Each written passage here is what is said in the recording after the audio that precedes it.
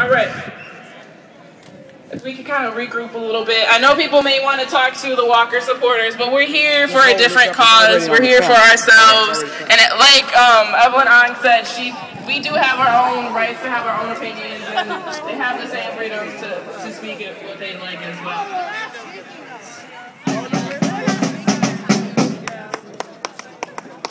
Tell me what democracy looks like. This is what democracy looks like. This is what democracy looks like. This is what democracy looks like. This is what democracy looks like. This is what democracy looks like. Y'all are still sounding good. Awesome. All right. Our next speaker is from Rainbow Push. His name is, give it up, Bishop Gray.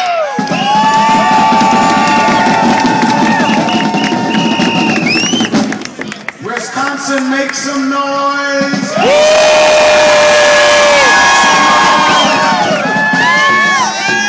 behalf of Reverend Jesse Jackson and the Rainbow Push Coalition, we are in this fight until it's over. This is what democracy looks like.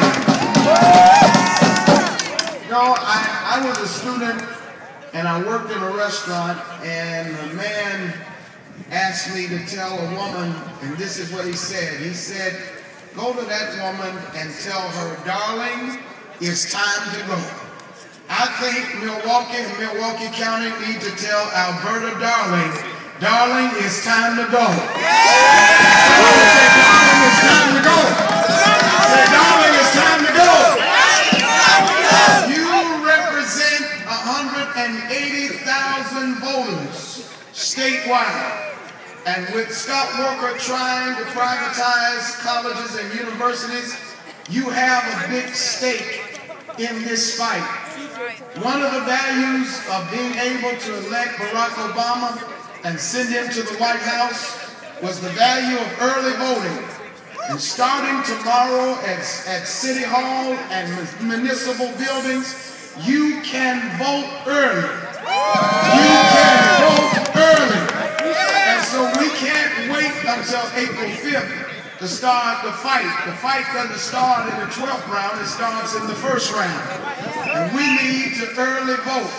One of our challenges is to make sure we keep the momentum from Milwaukee to Madison all the way to April 5th. We're going to elect a new Supreme Court judge. We're going to elect Chris Abeling to the county executive. And we're going to take our state back out of the hands of Scott Walker and the Koch brothers. If you believe that, make some noise. It is apparent that Scott Walker and his group have a problem with public education. They have a problem with the public sector. They have a problem with public workers. They have a problem with public universities. But someone needs to remind him where he lives is the state capital that is paid for by tax dollars. We would consider that public housing. I think it's time to kick Scott Walker out of public housing